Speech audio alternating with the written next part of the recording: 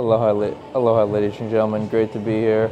Broadcasting from the third floor of the DFS Galleria. This is JohnRemus.com TV. Asking questions. Today in particular, looking into the concept of wealth and references to the Crazy Rich Asians movie, which I enjoyed. Fun dramas, but would it actually be enjoyable to go through those dramas in real life? Or is it preferable to somehow find a way to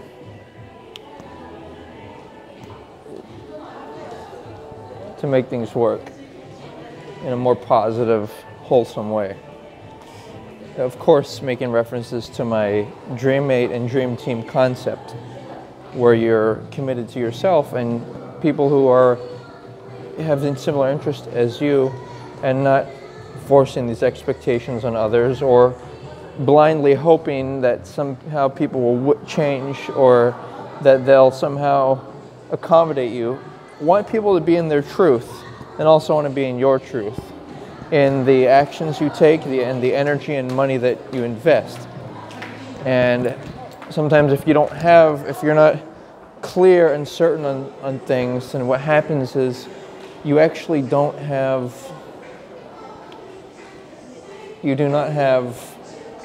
that momentum, that willpower, that energy, and then other people's wills and their goals and dreams supersede yours. They transpose upon yours. They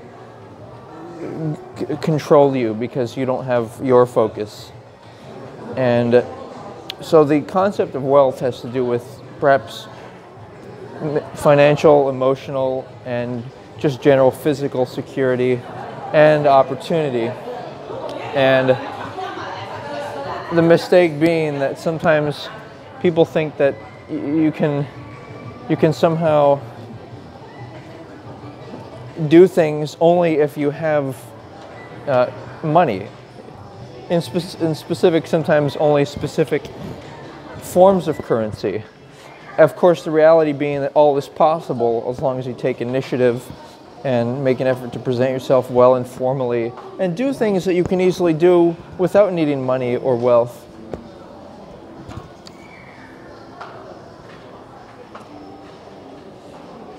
And actually enjoying your wealth. So what you want to do is you want to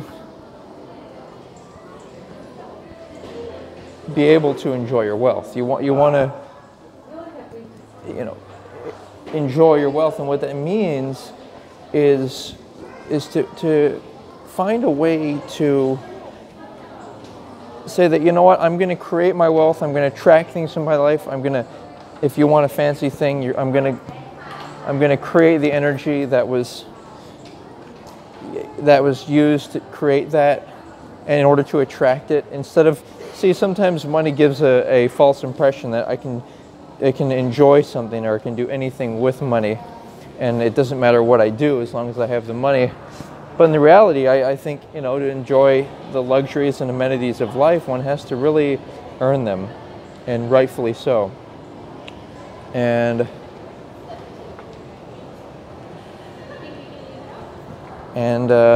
so the point being that, for example, in Crazy Rich Asians, you have all these characters that are playing roles, and I have this phrase that one can either pursue marriage or sexual pursuits. There's two modalities of life, and one involves self-control and commitment to one's dreams and one's future dream mate, and self-control via activating the second chakra, in consideration that after orgasms, guess what? In masturbation, guess what? You get the same satisfaction as if you were with somebody else. Except that if you're with someone else, you're giving your energy and passion away to someone. If you're intimate with them, you're giving it away to them. If you're not considerate of them, of your dreams, and they having different dreams. If they have different dreams, guess what's going to happen? They're going to use your energy and passion for their pursuits and interests. And I think it's better to make a choice that, you know what, I'm going to care about myself, and don't let your desires control you. Don't let your needs control you either. If you're needy, if you're physically desperate, you might, especially if you're expecting someone else to support you financially, guess what's going to happen? Just like in the movie Crazy Asians, what happens is there's a hierarchy of power where people expect their uncle or the hierarchy of the family or whomever to have the money and to pass it on, and that creates kind of a lack of truth, in the sense that people aren't truly themselves and defined by themselves, but rather defined by what's communally shared, and then to a degree everyone has to placate one another and kind of pretend some things that might not be true. So in order to experience authenticity, it requires independence. And I believe that you can be more powerful and more benefit to people you care about. Let's say you have a family and whatnot, and you care about them. You can be their family, but it's better that you be independently wealthy and emotionally stable. And it's better also to call people equals. That's what I've found. When you decide that instead of saying, oh, this person's my older or younger brother or sister or niece or nephew or uncle or aunt or mother or father or grandfather, etc., all those terms imply a hierarchy of authority. Instead, why don't we say, this person's my equal. They're my dream mate. Or, excuse me, they're part of my dream team. Dream mate is, of course, your spouse or lifetime partner. But the dream team, that's someone who, guess what, you can really say, you know what, these people I care about, and there's nothing superficial going on. You don't want your life to be regulated or relegated by money or want of power or emotional codependency or other forms of need, like hoping that somebody will satisfy your second chakra sexual desires, or your third chakra want to feel good or be empowered. I use this metaphor, the music you want, the music you like, so make sure you go towards that direction. And everything in life can be compared to type of music. Everyone has preferences and lifestyles that they enjoy, so why not go there? Why not go to a place where you can truly be you and not have to hope that other people will like you, and not have to be unclear about relationships and expectations, but rather that you're all equals.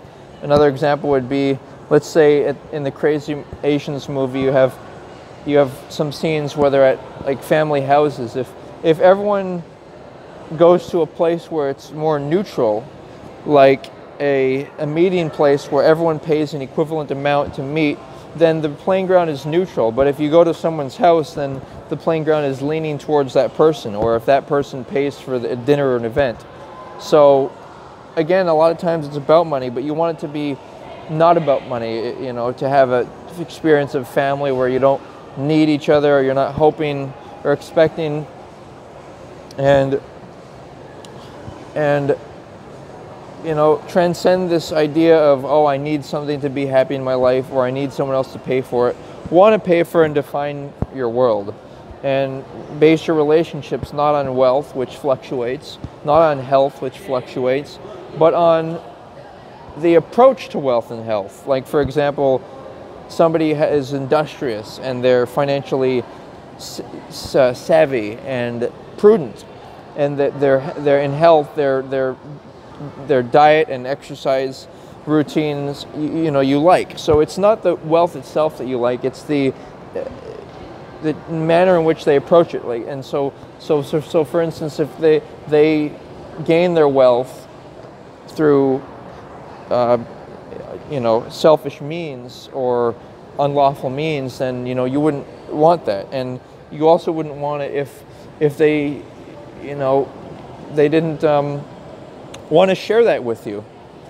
Like the whole idea of a dream mate is someone who you unequivocally want to be with through ups and downs of life. You know, even if they're in a wheelchair, of course you want to be with them. That's the way it is, the dream mate idea. And so, you know, if the person loses all their wealth, you know, you still stick together. You make things work. And also, at the end of life, you may commit humane suicide if your partner passes away, because, you know, that was for you and it's who you wanted. You don't want to miss them every single day. You know, this is a deep, passionate commitment and a connection, you know, of spirit, where it's like the most important thing in your life isn't sex or certain things, but it's just being next to each other, being close, forming a permanent bond. And then becoming, you know, a unit, you know, and so in Crazy Asians, the idea of non-commitment was portrayed of, this is my girlfriend, we might get married. Instead of black and white, it's either a desire to have sex or to have marriage. Of course, marriage, the big secret no one knows is that, or no one may have perceived, is that the marriage ceremony itself is not more sacred than sexual intercourse and physical intimacy. And you might be thinking, well, how do you approach all these situations? Well, not with alcohol. Like a lot of there's alcohol usage in the movie, and that's escapism. That's lack of truth. That's lack of power. The irony being that one might think that, oh, display of wealth and craziness and using drugs and, you know, is a display of power, and being rude or is a display of power. But the reality is, the display of power is actually has nothing to do with any of that. It has to do with your being kind to other people. That displays self-control. Not hoping others will fulfill your desires or buy things for you. That it showcases want to be self-made and define your own self. And so let's go there. Let's go to a place where we are totally in control of our lives, and we're not hoping for anyone or anything else to make things happen. Thanks for considering. Aloha.